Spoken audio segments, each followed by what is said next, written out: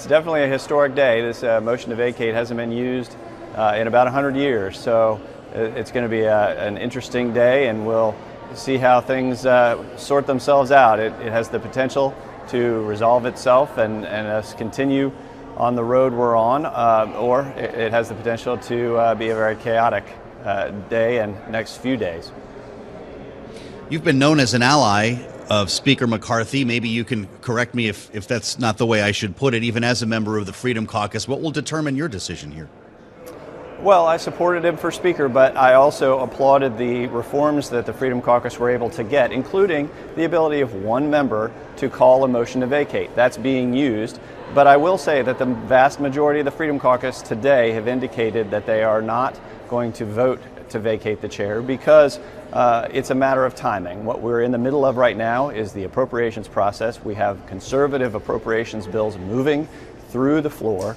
And do we want to interrupt that process right now to throw essentially the House into chaos, because there is no backup for Speaker, and right now we're trying to govern the way that we said we were going to. With all 12 appropriations bills coming to the floor, the Senate hasn't passed any, and we're demonstrating that Republicans can lead if given power in the House. Did you receive assurances from the Speaker in the Republican caucus meeting this morning that gave you faith in him going forward? Well, we don't talk about what was discussed in conference, but what we will say is that the vast majority of members, the vast majority of Freedom Caucus members, have also decided that when it's a matter of timing, when to call the motion to vacate, whether to call the motion to vacate now is not the optimal time, since we're in the middle of these appropriations bills trying to get the most conservative bills to the floor possible. If what we end up with are 5 moderates teaming up with Democrats, Hakeem Jeffries is urging to vacate the chair, you have the potential for not just the same situation or not just a chaotic situation, but a much worse situation than we have now. Well, okay, so it's difficult to tell if Speaker McCarthy has the votes, Congressman, though. Does he have yours? Well, I'm still considering, but I will say that as a matter of timing and as a member of the Appropriations Committee, my primary goal is putting these conservative appropriations bills on the floor and getting them through. You know, we had 3 of 4 bills passed last week. We secured our border with our Homeland Security bill, gave our troops pay raises with our defense bill, made sure that our veterans were taken care of. Unfortunately, our agriculture bill was defeated by, again, moderates who didn't like the cuts. We are really trying hard to cut spending to get rid of the woke and weaponized government in these appropriations bills. And you have to ask whether now is the time to interrupt that process with a motion to vacate and select a new speaker. Well, without invading your conference meeting earlier, Congressman, what do you want to hear from Kevin McCarthy? Is it a pledge to bring these single-issue spending bills to the floor, to avoid another CR, or something altogether different?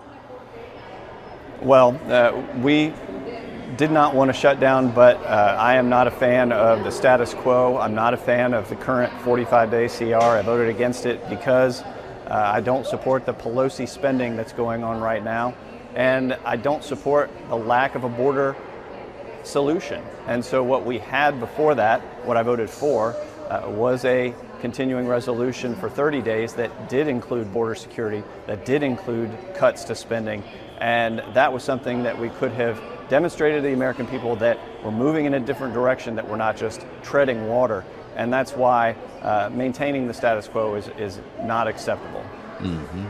Well, I'm trying my best to understand you, and it sounds like we're making a little progress here, Congressman. If there was an assurance to have border security funding in either another CR or a piece of legislation that gets to the floor to help fund the government for a longer term, if you saw that coupled with spending cuts, you'd be behind Kevin McCarthy as Speaker.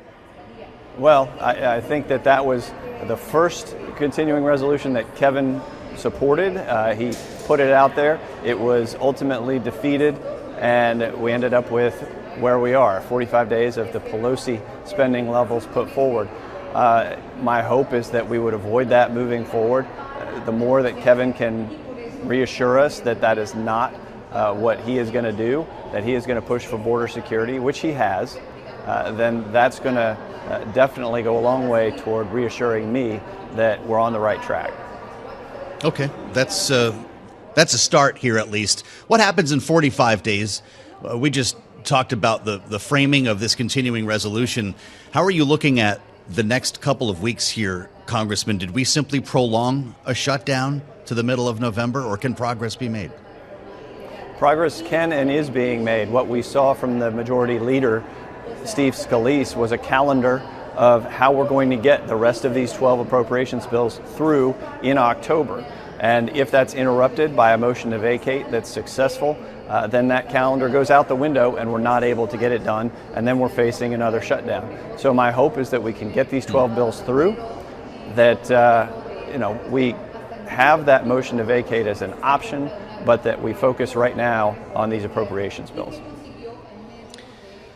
Well, I'll tell you, one of the issues, the potential problems illuminated by Matt Gaetz and some other Republicans, some members of your own Freedom Caucus, Congressman, has been the potential for Kevin McCarthy to cut a deal with Democrats. Some see this as an example of that with the continuing resolution. Is that your biggest worry now, that he turns away from you and toward Hakeem Jeffries? Well, he has indicated he's not willing to make any deals with Hakeem Jeffries, and Hakeem Jeffries has indicated that he wants to take McCarthy out, that he wants to remove McCarthy as Speaker. So he's instructed all of his Democrats to vote for the motion to vacate. So if it's Matt Gaetz and all of the Democrats and one or two others, then that's where we're going to end up. But at this point, my focus and the Speaker's focus and the overwhelming majority of the conference's focus is on getting these conservative appropriations bills through, standing up to a Democrat Senate with their appropriations process. They haven't passed a single appropriations bill. And ultimately, standing up to Joe Biden and removing this woke and weaponized government from these appropriations bills that we're able to do through the House. You're on the Committee on Appropriations. You're also on the Budget Committee, Congressman. We can talk Freedom Caucus all day long, but these are very important committees for the very issue that we're talking about when it comes to funding the government. What's the next step here? How do negotiations resume? Do you just continue with single-issue spending bills until all 12 are passed, wait for a conversation with the Senate, or is there something more aggressive that can be done here in 45 days? Well, one of the things that this city understands is power and leverage. And when the House passes its appropriations bills and the Senate doesn't pass any and has to come to the table on how to address spending, we are at an advantage. So we want to use that advantage. We want to keep pressing on these appropriations bills. We can win on the policy and on the spending if we just press ahead. And that's what we're planning to do this October. And it is a question of whether now is the right time to interrupt this process with a motion to vacate. Lastly, Congressman, we understand that the motion to table will be up soon. It is expected to fail. Will Kevin McCarthy be Speaker by the end of the week? Well, that remains to be seen, but my hope is that we keep on our track. We've got 2 appropriations bills up this week, and if we can do those 2, that natural resources, energy and water, ledge branch, we've got a lot on our plate, and we need to keep our eye focused on delivering for the American people.